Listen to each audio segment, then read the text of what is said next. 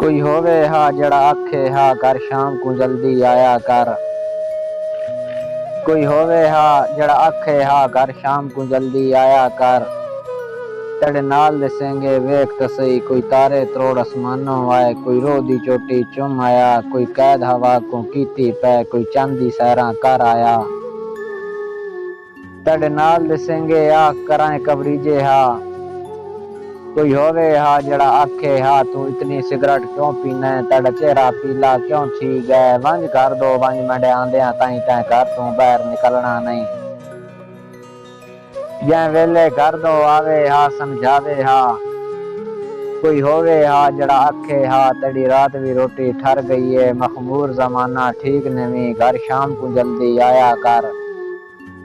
मैं को बाबा आज एहसास थिया कोई होवे हा जड़ा आखे हा